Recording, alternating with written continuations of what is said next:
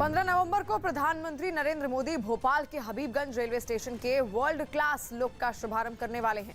हालांकि जैसे जैसे स्टेशन के शुभारंभ की तारीख नजदीक आ रही है, वैसे वैसे हबीबगंज स्टेशन का नाम बदलने की मांग भी जोर पकड़ने लगी है और बीजेपी के वरिष्ठ नेता और पूर्व मंत्री जयभान सिंह पवैया ने हबीबगंज रेलवे स्टेशन का नाम अटल बिहारी वाजपेयी के नाम पर रखने की मांग की है। तो देखिए, लगातार अब नाम बदलने की मांग की जा रही है। हबीबगंज रेलवे स्टेशन का उद्घाटन करेंगे प्रधानमंत्री नरेंद्र मोदी 15 तारीख को, लेकिन इस उद्घाटन से पहले अब हलचल मचनी शुरू हो गई है। ये मांग की जा रही है, खुद बीजेपी नेता जयभान सिंह पवैया ने ये मांग की है कि इस स्टेशन का नाम बदलकर अटल बिहारी वाजपेयी के नाम पर होना चाहिए। बीजेपी नेता जयभान सिंह पवैया ने हबीबगंज स्टेशन का नाम पूर्व प्रधानमंत्री अटल बिहारी वाजपेयी के नाम पर रखने की मांग की, तो कांग्रेस ने नाम बदलने का विरोध किया और आरोप लगाया कि ये सरकार काम में नहीं बल्कि नाम बदलने में भरोसा करती है। एयरपोर्ट के स्तर का स्टेशन और नाम है हबीबगंज। हम नहीं जानते कि ये हबीब नाम के कौन महाशय थे। किसी पुराने नेता ने ज़रूर बताया है कि वो कोई वसूली किया करते थे लोगों से, दबंग आदमी थे, एक बस्ती अपने नाम पर बसा दी।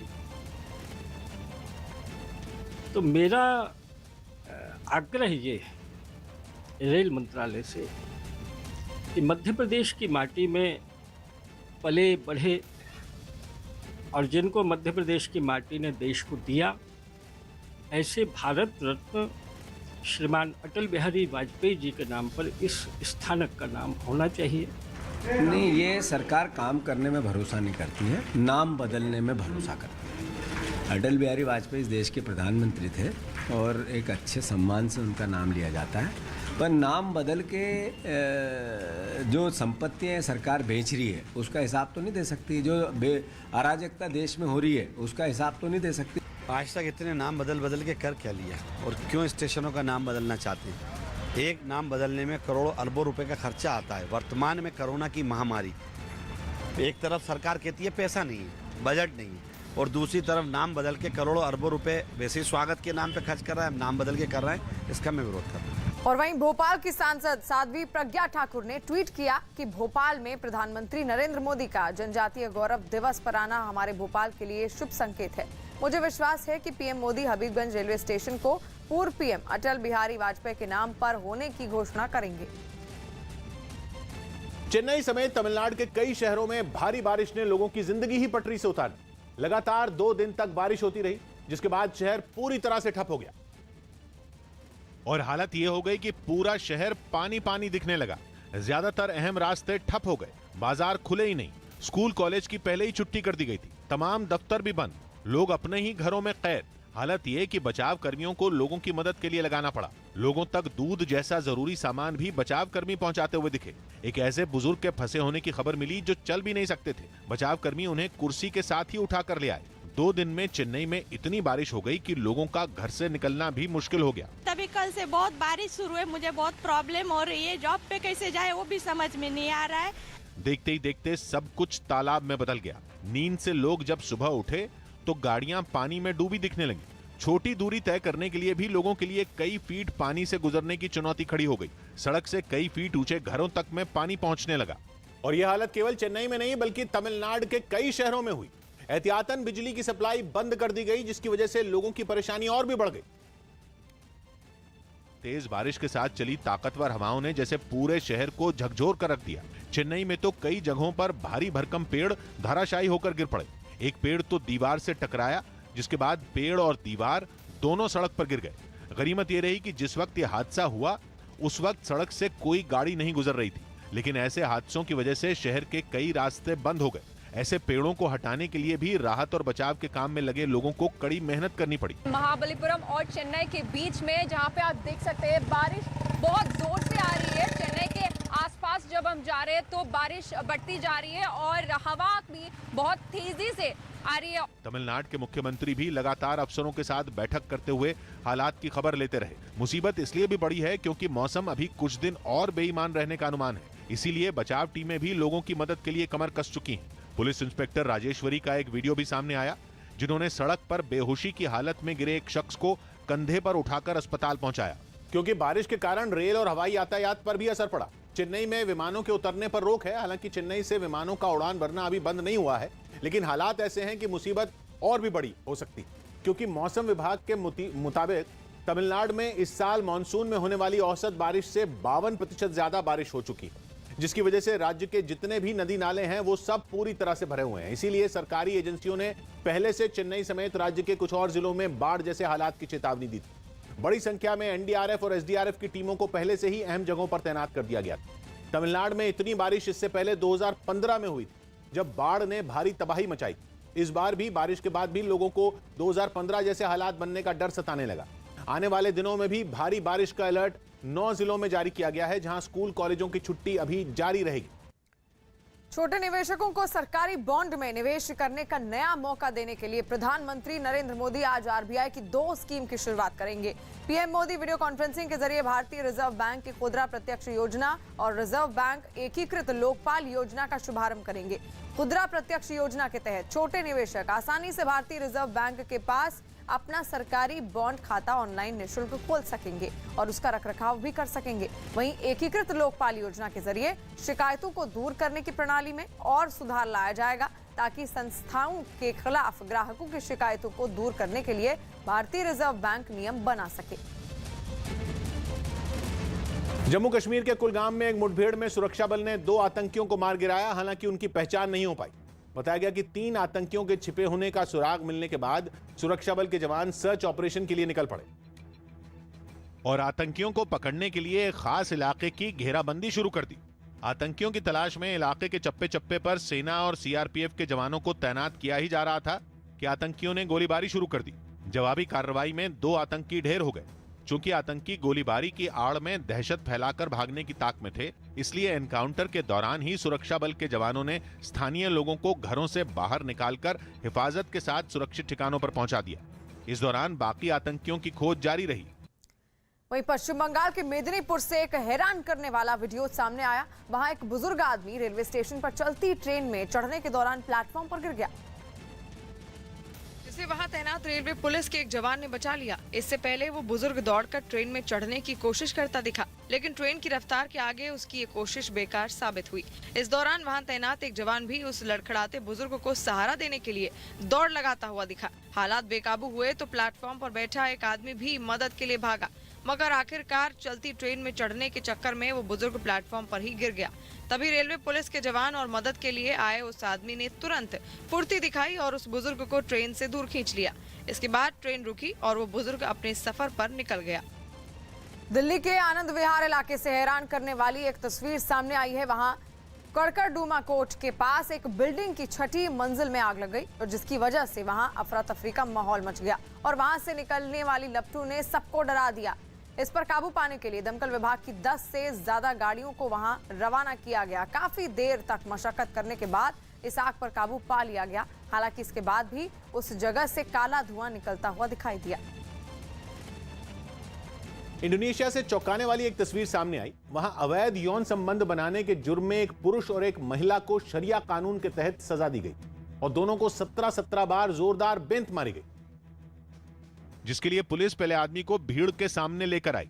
सजा देखने के लिए खुद शहर के डिप्टी मेयर और बड़े बड़े अधिकारी वहां मौजूद नजर आए और फिर गिनकर पूरे 17 बार उस आदमी की पीठ पर जोर से बेंत पर बेंत मारी गई।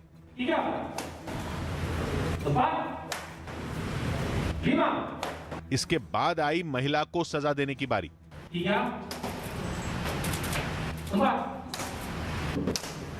महिला और पुरुष को बेंच से मारने की सजा का डंका पीटने के लिए प्रशासन की तरफ से बाकायदा मीडिया को वहां बुलाया गया था। दर्जनों कैमरों के सामने दोनों को सजा दी गई ताकि आगे से कोई भी शादीशुदा शख्स किसी और से यौन संबंध बनाने की हिम्मत न कर सके। इतना ही नहीं, इसके बाद दोनों को 3 महीने के लिए जेल भी भेज दिया गया।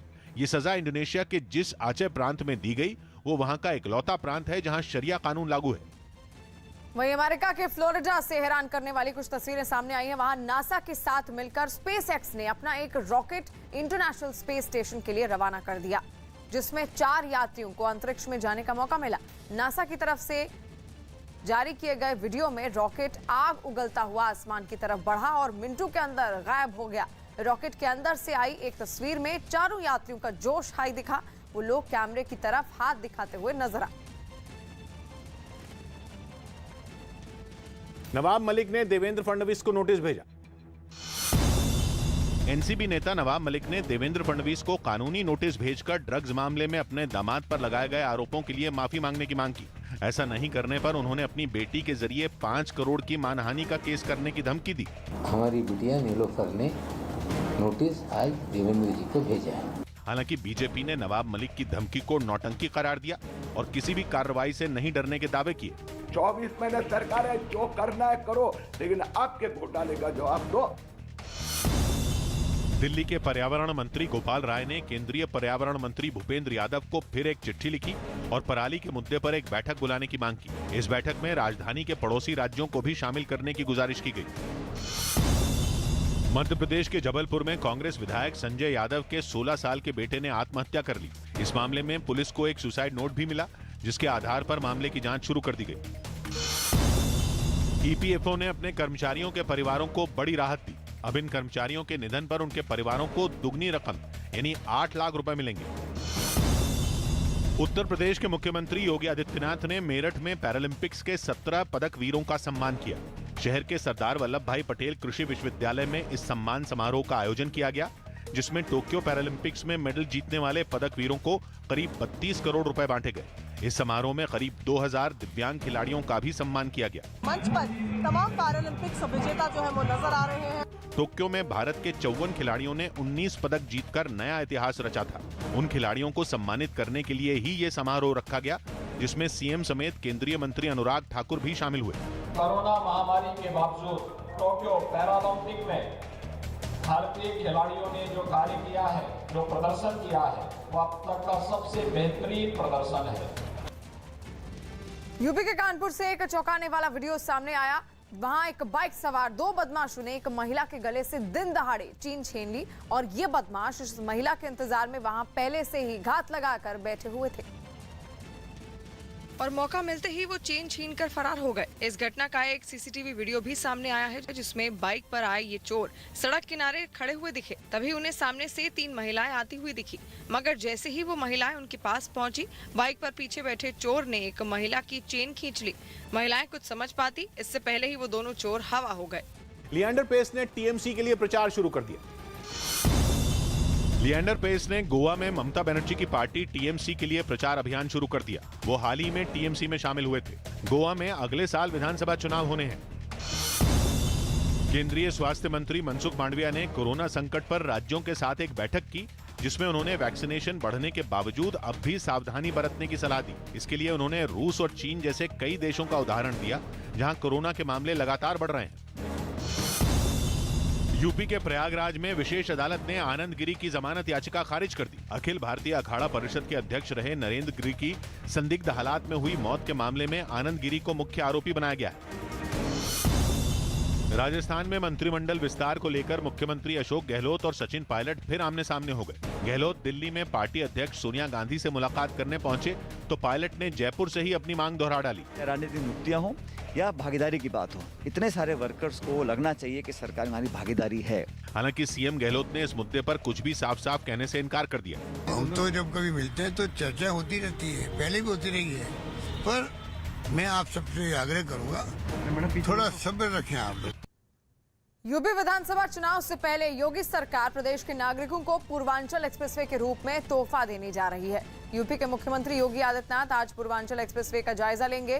तय कार्यक्रम के मुताबिक सीएम योगी दोपहर 2 बजे के आसपास पूर्वांचल एक्सप्रेसवे सुल्तानपुर पहुंचेंगे और तैयारियों का जायजा लेंगे। प्रधानमंत्री नरेंद्र मोदी 16 तारीख को पूर्वांचल एक्सप्रेसवे का उद्घाटन करेंगे। इसके बाद इसे आम जनता के लिए आधिकारिक रूप से खोल दिया जाएगा।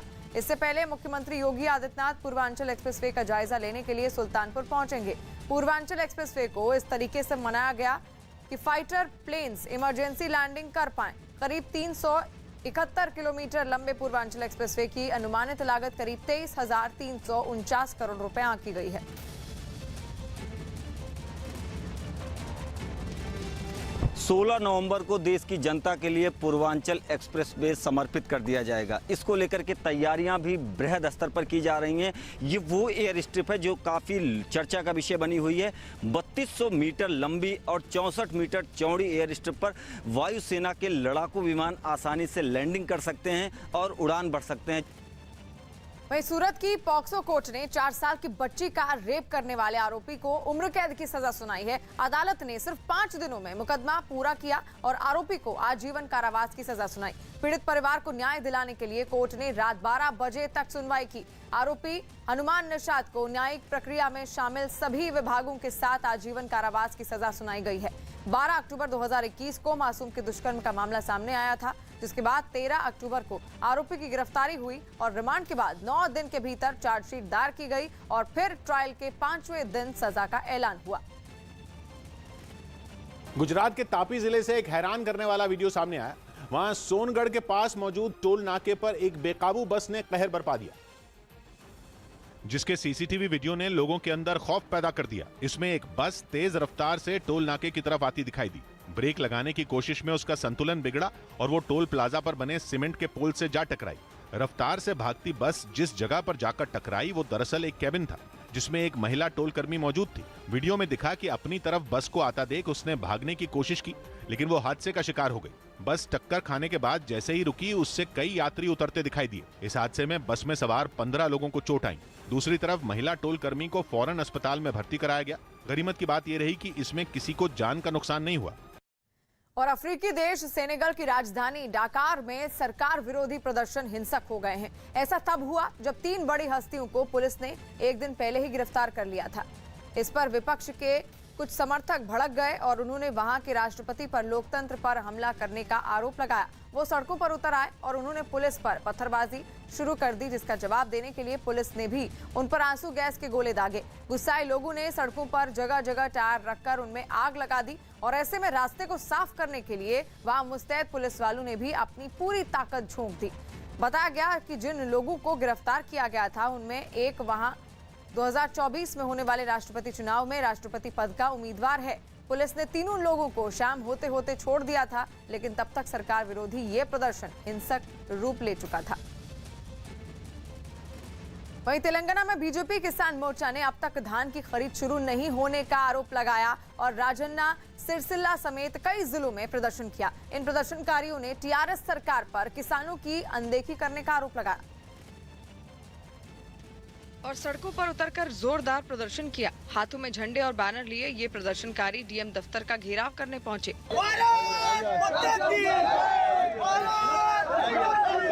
उन्हें रोकने के लिए पुलिस ने वहां बैरिकेड की दीवार खड़ी कर दी, लेकिन प्रदर्शनकारी भी आर पार की लड़ाई की मूड में दिखे। एक तरफ प्रदर्शनकारी बैरिकेड हटाने के लिए डटे नजर आए, तो दूसरी तरफ पुलिस फोर्स उन्हें ऐसा करने से रोकने में जुटी रही। मगर आखिर में प्रदर्शनकारियों ने बैरिकेड को गिराकर ही दम लिया। इसके बाद पुलिस ने इन प्रदर्शनकारियों को हिरासत में लेकर ट्रक में बैठाना शुरू कर दिया। अमेरिका की एक कंपनी बहुत जल्द हाइपरसोनिक यात्री विमान बनाने वाली है। कंपनी ने एक दिन पहले अपने हाइपरसोनिक विमान का प्रोटोटाइप भी लॉन्च कर दिया। हाइपरसोनिक का मतलब है आवाज की रफ्तार से 5 गुना तेज, यानी इस विमान की रफ्तार 5000 किलोमीटर प्रति घंटा होगी, जिसका मतलब है इस हाइपरसोनिक विमान में दिल्ली से लंदन के बीच की दूरी करीब 1.5 घंटे में तय की जा सकेगी। इस दूरी को साधारण यात्री विमानों से तय करने में 8 से 10 घंटे लगाते। अमेरिकी कंपनी ने बताया कि इस विमान को बनाने के लिए उसे अमेरिकी वायुसेना ने $6 करोड़ यानी भारतीय रुपयों के हिसाब से करीब 500 करोड़ रुपए दिए। कंपनी का दावा है कि उनके इस विमान में 20 लोगों के बैठने की जगह होगी और अगले साल तक ये विमान उड़ान भरने लगेगा। और यूरोपीय देश जॉर्जिया की राजधानी ट्बिलिसी से हैरान करने वाली कुछ तस्वीरें सामने आई। वहां कई लोग पूर्व राष्ट्रपति की रिहाई की मांग करते हुए सड़कों पर उतर आए और उनकी झड़प पुलिस वालों से भी हो गई। बताया गया कि जॉर्जिया के पूर्व राष्ट्रपति जेल में कैद हैं और 1 अक्टूबर से अनशन पर बैठे हुए हैं, जिन्हें आजाद कराने के लिए ये लोग राजधानी के जिला कोर्ट के सामने प्रदर्शन करने इकट्ठा हुए। प्रदर्शनकारियों की तादाद को देखते हुए वहां पुलिस की एक बड़ी टीम तैनात की गई ताकि हालात पर काबू पाया जा सके। और महाराष्ट्र में वक्फ बोर्ड जमीन घोटाला मामले में ईडी ने छापेमारी की। ये विभाग महाराष्ट्र के मंत्री नवाब मलिक के हिस्से में आता है और उसमें हुए जमीन घोटाले की जांच के लिए ईडी ने मुंबई और पुणे समेत 7 जगहों पर छापेमारी की। खबर है कि वक्फ बोर्ड जमीन घोटाला करीब 8 करोड़ का है और इन पैसों को फर्जी ट्रस्ट में ट्रांसफर करने का आरोप लगा है। इस मामले में पुणे की पुलिस ने एक केस दर्ज किया था, जिसे ईडी ने टेक ओवर किया है और जगह जगह छापे मारे जा रहे हैं। ये विभाग नवाब मलिक के अधीन है, इसलिए नवाब मलिक से भी सवाल पूछे गए, जिसका उन्होंने बेबाकी से जवाब दिया। अब ईडी आ जाए, सीबीआई आ जाए, दुनिया की कोई भी एजेंसी आ जाए, कोई नवाब मलिक से उससे रिश्ता जुड़ जाएगा, हमें लगता है गलतफहमी है। उत्तर प्रदेश के गोरखपुर में पाकिस्तानी झंडा लगाने के आरोप में पुलिस ने 4 लोगों के खिलाफ केस दर्ज कर जांच शुरू कर दी। बताया गया कि गोरखपुर के चौरी चौरा इलाके की एक तस्वीर वायरल हो गई, जिसमें एक घर के ऊपर हरे रंग का झंडा लहराता दिखा। और जैसे ये बात फैली, आरोपी के घर के बाहर बड़ी संख्या में लोगों का हुजूम उमड़ पड़ा। तनाव बढ़ा तो मौके पर पुलिस पहुंच गई और भीड़ के डर से घर में बंद आरोपी के दरवाजे को खुलवाकर कुछ झंडे बरामद किए। हालांकि इन झंडों के पाकिस्तानी या धार्मिक होने की पुष्टि नहीं हो पाई। इस बीच वहां कुछ लोग तिरंगा लेकर पहुंच गए और नारेबाजी करने लगे। माहौल को भांपकर पुलिस ने एक आरोपी को हिरासत में ले लिया। हालांकि एक संगठन से जुड़े कुछ लोगों ने 4 लोगों के खिलाफ केस दर्ज करवाया, जिस पर पुलिस ने जांच कर कार्रवाई का भरोसा दिया। जो भी लोगों के नाम इसमें दर्ज हैं, वो सभी हिरासत में लिए जाएंगे। झंडा विवाद की वजह से इलाके का माहौल खराब न हो, इसके लिए पुलिस सतर्क हो गई। लेकिन आरोपी के घर के बाहर जमा भीड़ पर वहां मौजूद एक गाड़ी को नुकसान पहुंचाने का आरोप लग ही गया। सीरिया के इदलिब प्रांत में उत्तर में रूस ने एयर स्ट्राइक कर दी, जिसमें 5 लोगों की मौत हो गई है। मरने वालों में बच्चे भी शामिल हैं। रूस का हमला इतना खतरनाक था कि जो तस्वीरें सामने आई उनमें मीलों दूर से ही धमाका होता हुआ नजर आया। कैमरा जब पास गया तो धमाके का रोंगटे खड़े कर देने वाला मंजर देखने को मिला। वहां धुएं का ऐसा विशाल गुबार उठा मानो सदियों से शांत किसी ज्वालामुखी में विस्फोट हो गया हो। हादसे की वजह से इलाके में चीख पुकार मची और राहत कर्मी मलबे में लोगों की तलाश में जुटे हुए नजर आए। त्योहारों के बीतने और ठंड के दस्तक देने के साथ ही दिल्ली की हवा में जहर घुल गया। दिवाली के बाद से दिल्ली की हवा ऐसी जहरीली हुई कि लोगों पर सांस का संकट मंडराने लगा। इसके लिए त्योहारों पर हुई आतिशबाजी और पराली जलाने की घटनाओं को जिम्मेदार माना जा रहा है। राजधानी के ज्यादातर इलाकों में AQI 400 के पार चला गया और ऐसा स्मॉग छाया कि दिन में ही गाड़ियों की हेडलाइट जल गई। दिल्ली में धुंध का आलम यह है कि राजघाट और राष्ट्रपति भवन ठीक से नजर तक नहीं आए। यही हाल आनंद विहार इलाके का भी रहा। वहां तो सबसे ज्यादा AQI 455 रिकॉर्ड किया गया, जिसके बाद पूर्वी दिल्ली नगर निगम के कर्मचारी आनंद विहार की सड़कों पर पानी के टैंकरों की मदद से छिड़काव करते नजर आए, ताकि धूल के बेहद महीन कणों को उड़ने से रोका जा सके। इसके अलावा इस काम के लिए एंटी स्मॉग गन का भी इस्तेमाल किया गया। देखिए, लगातार इस तरीके से MCD ने कई सारी गाड़ियां लगा रखी हैं जो कि पानी का छिड़काव कर रही हैं। दिल्ली में स्मॉग से लोग परेशान हैं। ऐसे में जो लोग घर से निकले वो जहरीली हवा से जूझते रहे। इनहेल कर रहे हैं जब हम, तो खराश आ रही है, थोड़ा आंखों में जलन भी हो रहा है। इंडिया गेट के आसपास इतनी गहरी धुंध छाई कि दूर तक देखना भी मुश्किल हो गया।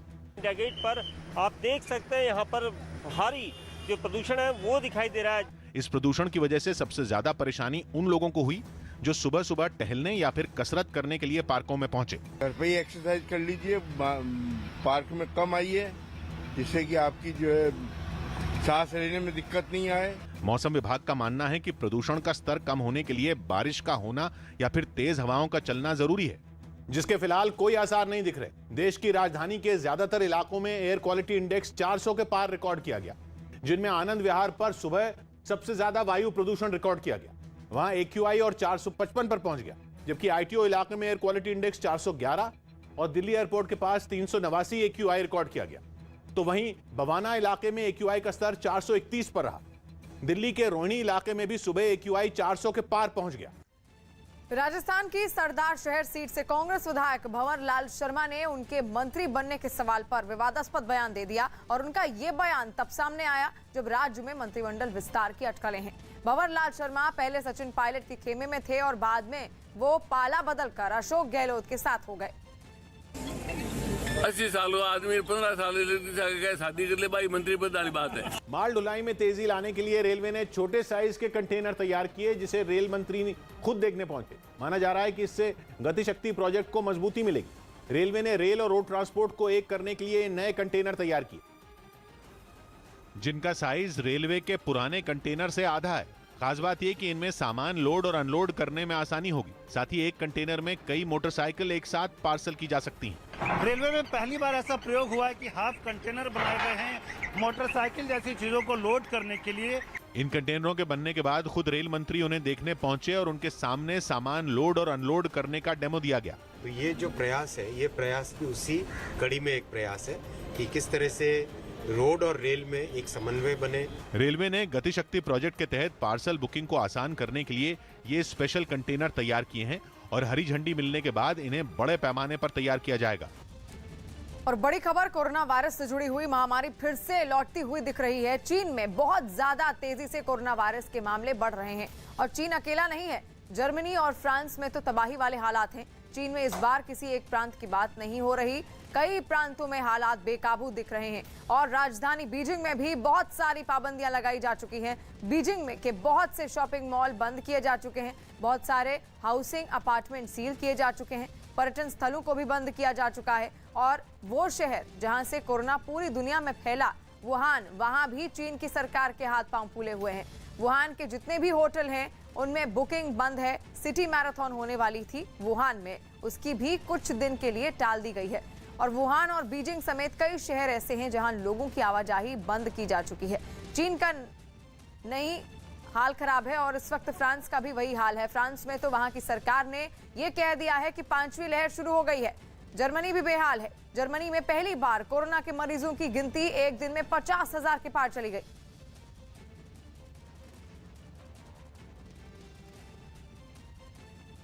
और ये हालात पूरी दुनिया को डराने वाले हैं, सतर्क करने वाले हैं, ये बताने वाले हैं कि कोरोना खत्म नहीं हुआ है। चीन से जो जानकारियां आ रही हैं उनके मुताबिक चीन की राजधानी बीजिंग में कई शॉपिंग मॉल बंद किए जा चुके हैं और ऐसी कई रिहायशी इमारतें हैं जिन्हें सील किया जा चुका है। इसके अलावा पर्यटन स्थल तो बंद है ही और आने जाने पर भी अब रोक लगा दी गई है। वुहान भी कोरोना से बेहाल है, जहां होटलों में बुकिंग पर रोक लगाई जा चुकी है और वुहान में होने वाली सिटी मैराथन को भी टाल दिया गया है। फ्रांस की तो सरकार ने ही ऐलान कर दिया है कि वहां 5वीं लहर शुरू हो चुकी है।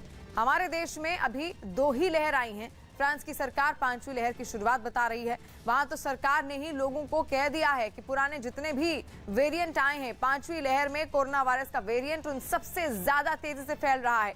जर्मनी में पिछले करीब 15 दिनों से लगातार मामले तेजी से बढ़ रहे हैं और एक दिन में जर्मनी में 50,000 नए मरीज मिले, जो पहली बार हुआ है। मतलब 2020 में जब कोरोना दुनिया में फैला तब से लेकर अब तक कभी भी जर्मनी में इससे पहले एक दिन में 50,000 मरीज नहीं मिले थे।